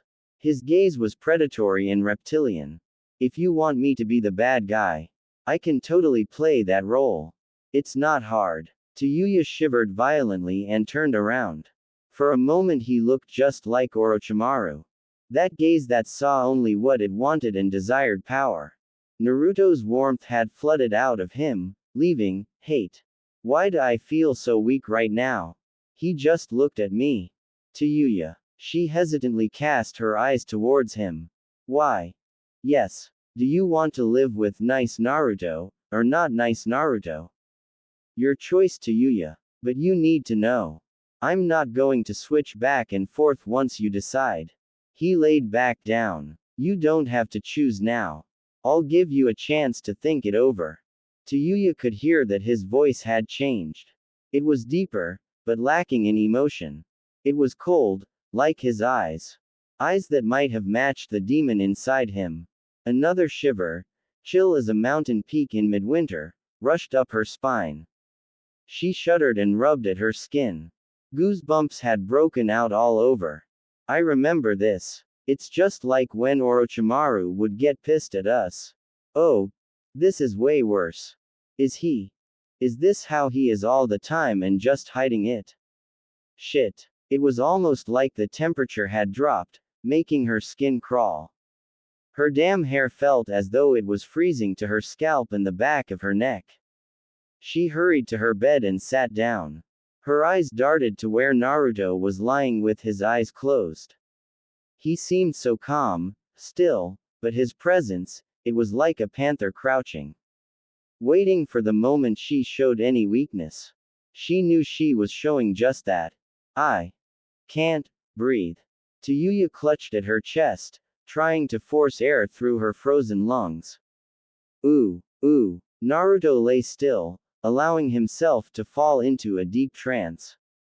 He heard the Kyuubi speaking to him as if from a great distance. Naruto, you're going to knock her unconscious if you keep this up. And so, Kurama recoiled at the hate frozen in Naruto's answer. This was not like Naruto at all. This side to the blonde boy whose mind he called home. This part of him was dangerous. She is not strong, Naruto. You could kill her eventually. Tone down the killing intent before she has a heart attack. Why? The fox felt his fur stand on end. Fear, an uncommon emotion to him, bit into his essence. Kurama hoped that he would never see this side on his container again. His voice rumbled with urgency. Stop, Naruto, you are starting to cause her pain. You didn't answer my question. Why should I stop? She wanted to see the real me. This isn't the real you. So says the one who would take over my mind and rip the village apart. Just stop. Make me Kurama. The demon stilled. There it was, for the second time. Naruto had used a name that had not been given to him. You will not forgive yourself for it later. Fine. Weakling girl. And she's one of the last Uzumaki. I guess it would be a waste. Ooh. Tayuya gasped in relief as the killing pressure left her in a rush. She felt stiff and sore. And an ache had settled behind her eyes. She forced herself to sit up. Naruto was looking at her out of the corner of his eye. They remained cold, but the crushing hand around her heart had vanished. What was that? Naruto looked bored. It was too easy to do. You're an Uzumaki. I expected you to be stronger. But I expected too much. She paled. That was a test. He smiled and she had to look away from him. It was like the Shinigami's smile. Naruto said bluntly, I did it because I wanted to. Though it was a test of sorts. Tayuya glanced at him and thankfully his smile was gone. What were you testing? Naruto slipped out of bed and walked towards her. The temperature seemed to plummet as he closed the distance between them. He looked down at her.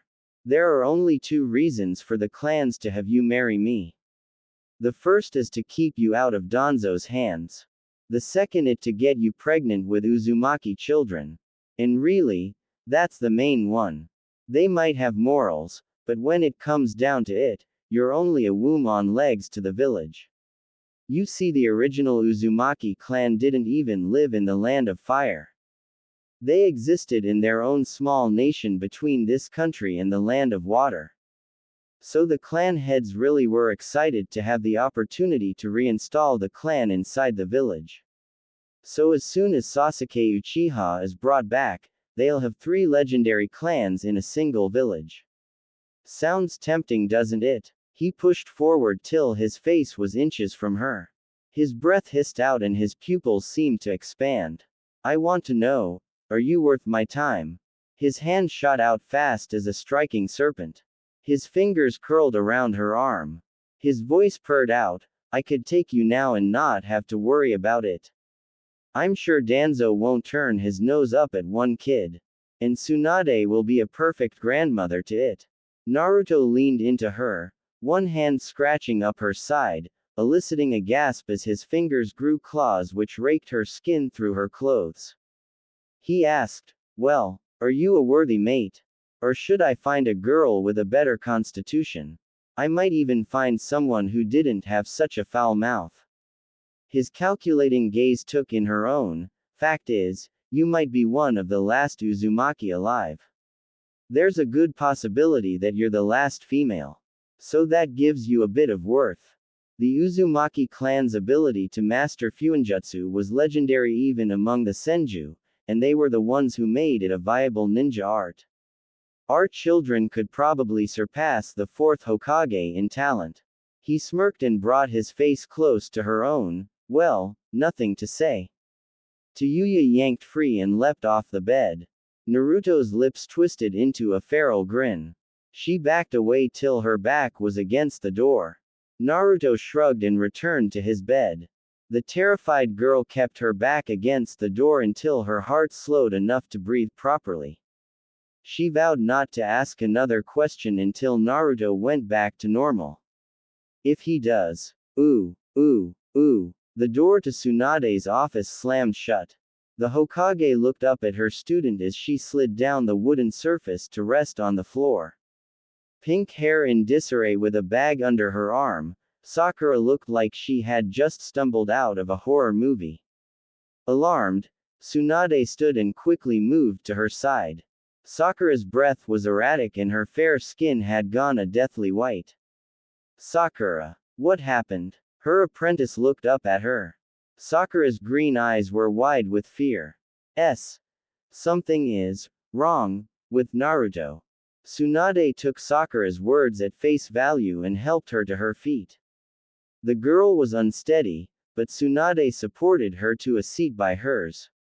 When Sakura was installed, the Hokage called for Shizune. The assistant came in a moment later.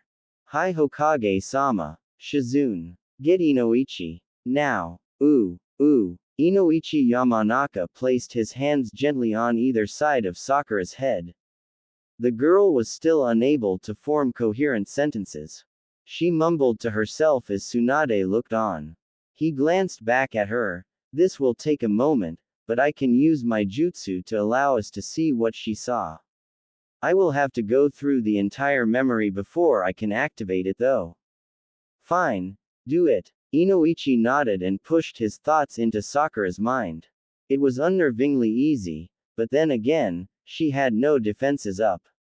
She was traumatized. He wondered what could have happened to do this as he accessed her most recent memories. Something thoroughly unpleasant. They came to him easily. He immersed himself as he replayed the memory.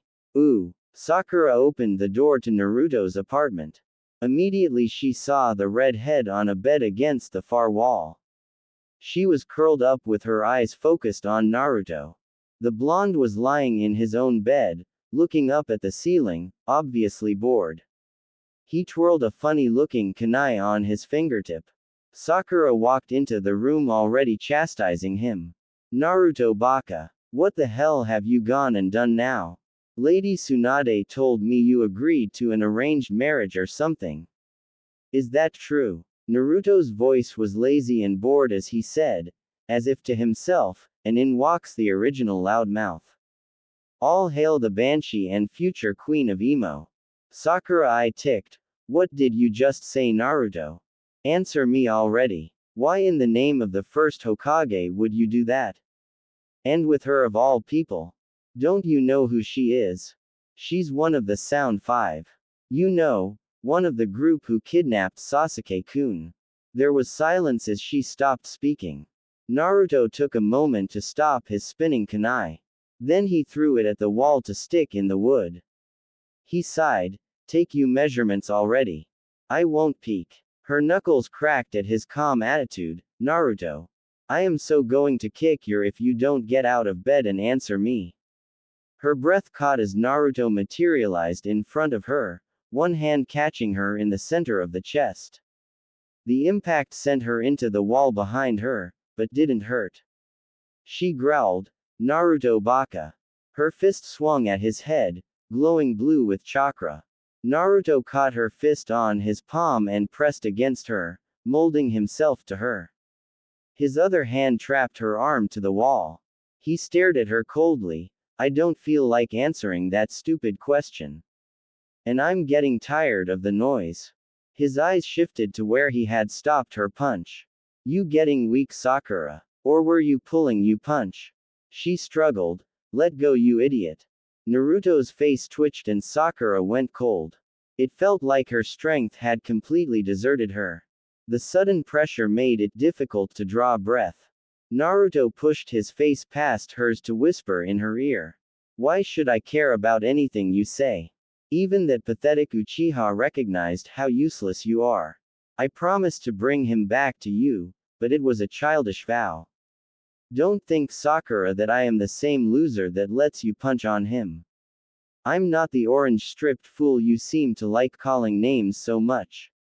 I'm Naruto Uzumaki, not your crutch to take out your little girl fears on.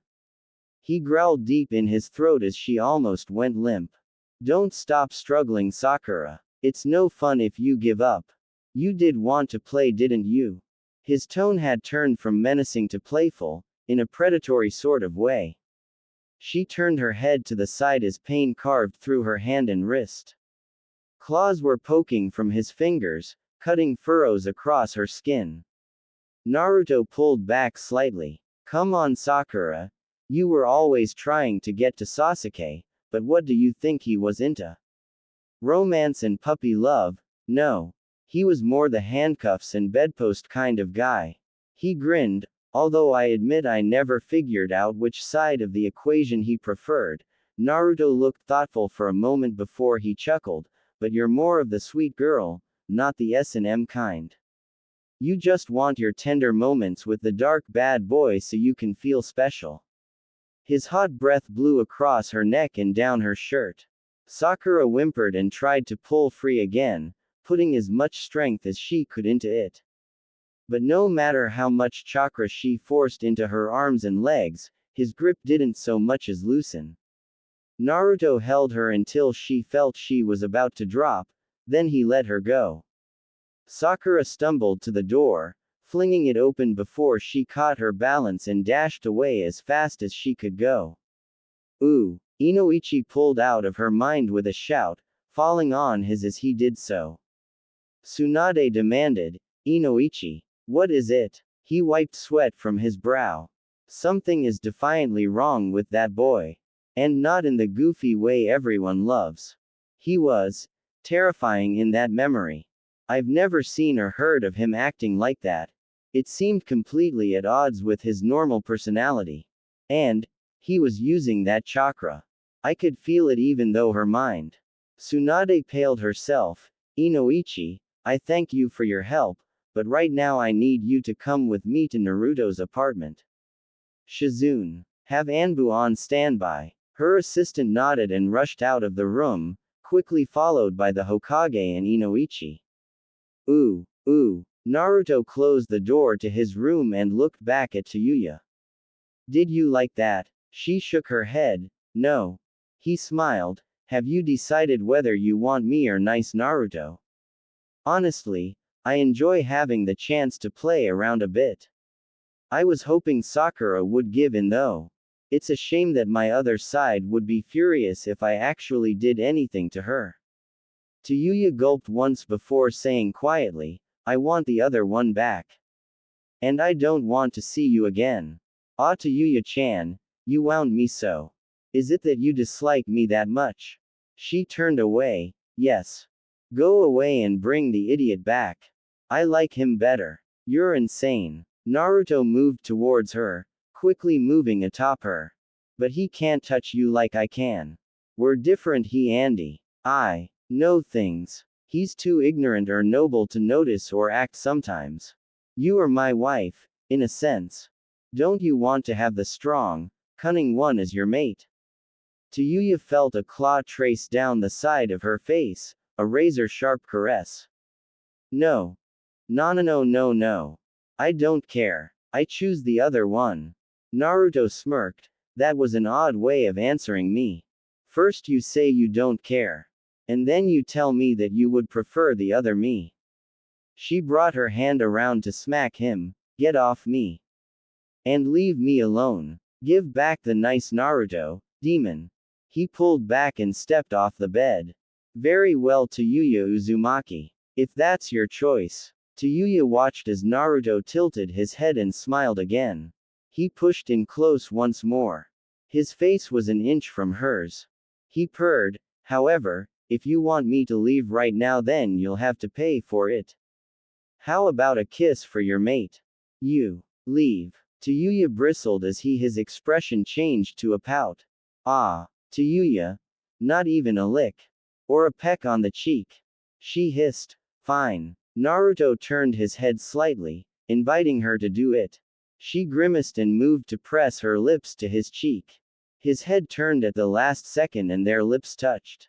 Tayuya's eyes flashed open wide as claws raked her once under her and Naruto pushed forward, deepening the kiss. His powerful muscles levered her down till she was lying flat under him. Butterflies exploded in her stomach even as she grabbed handfuls of his jacket and pushed. It didn't work for a moment. Her chakra surged through her arms and she forced herself back further, breaking the kiss as her cheeks flushed red. Naruto's fox-like smile vanished. It was replaced instantly by confusion and surprise, and his cheeks went red. Across the room from them the door opened with a bang and Tsunade strode in, followed by Inoichi. Both of them stopped dead. Tsunade's eyes registered that Tayuya was under Naruto, her hands grasping at his chest while Naruto was on top of her. One arm by her head and the other on her belly. Both of their faces were bright red. Tsunade felt acute shock as Naruto's blue eyes flicked to Inoichi, then to hers, then to Tayuya's and back. Naruto looked down at Tayuya. She was under him and he was holding her down. Her soft skin rubbed against his as he attempted to piece together what the hell happened. He wasn't in his bed. He was in hers. She was right there and they were molded together, sensuously. Her face was flushed a deep crimson, and her lips were slightly parted. The moment froze in his mind. His thoughts backtracked to the last thing he remembered. The soft satin of her red lips on his. Had she kissed him, or the other way around? Naruto blinked as a massive migraine loomed just over the proverbial horizon. He realized that they were so close, he could smell her distinct scent past the strong aroma of shampoo and conditioner. His heart beat loud in his ears and he stopped trying to piece the last, however long it had been out, together. Tsunade opened her mouth to shout and Naruto decided for a tactical retreat. He pulled back in one fluid movement and made 20 clones. They poofed into existence, filling the room with white smoke. He used the diversion to jump off Tayuya and hide his chakra signature as best he could. Then he blasted out of the window over his bed, followed by a mass of clones. Immediately he was swarmed by Anbu. He ducked and weaved, dodging paralysis jutsu and quite a few disabling nets. His feet touched the street and he was off like an Olympic sprinter, with chakra mind you. He quickly separated from his clones as they dashed off in all directions. He knew Konoha better than the Anbu.